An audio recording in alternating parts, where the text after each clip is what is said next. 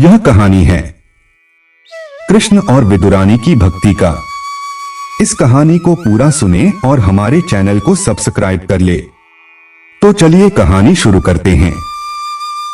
महाभारत काल की बात है, जब कौरवों और पांडवों के बीच युद्ध की संभावनाएं बढ़ रही थीं।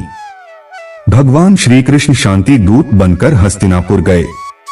दुर्योधन ने कृष्ण के स्वागत के लिए 56 भोग और राजसी ठाठ बाट की व्यवस्था की थी।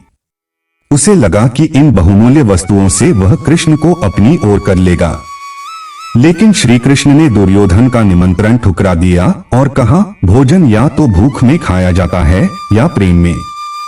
अभी मुझे भूख नहीं है और तुम्हारे मन में मेरे प्रति प्रेम नहीं, अहंकार है। श्री कृष्ण वहां से सीधे अपने भक्त विदुर के घर चले गए। विदुर जी उस समय घर पर नहीं थे, केवल उनकी पत्नी विदुरानी वहां थी।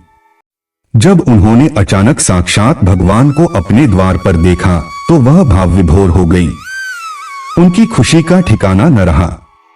उनकी सुध-बुध ऐसी खो गई कि उन्हें समझ ही नहीं आया कि अतिथि का सत्कार कैसे करें। विदुरानी के पास भगवान को अर्पण करने के लिए कोई कीमती वस्तु या राजसी भोजन नहीं था। उनके पास केवल कुछ केले थे। भगवान ने हंसते हुए कहा, काकी, मुझे बड़ी भूख लगी है, कुछ खाने को दो। केले के छिलके और सच्चा प्रेम। विदुरानी ने प्रेम के वशीभूत होकर केले छीलना शुरू किया, लेकिन भक्ति के गहरे भाव में वह इतनी मगन थी कि उन्होंने अनजाने में केला फेंक दिया और छिलका श्री कृष्ण के हाथों में थमा दिया। मर्यादा पुरुषोत्तम और अंतर्यामी श्री कृष्ण ने बिना एक शब्द कहे मुस्कुराते हुए उन कड़वे छिलकों को ऐसे खाना शुरू किया जैसे वे संसार के सबसे स्वादिष्ट पकवान हो। भगवान देख रहे थे कि काकी उन्हें छिलके नहीं, अपना शुद्ध प्रेम खिला रही थी। तभी विदुर जी घर आए और यह दृश्य देखकर हैरान रह गए। उन्होंने चिल्लाकर कहा, अरे पगली, यह क्या कर रही है?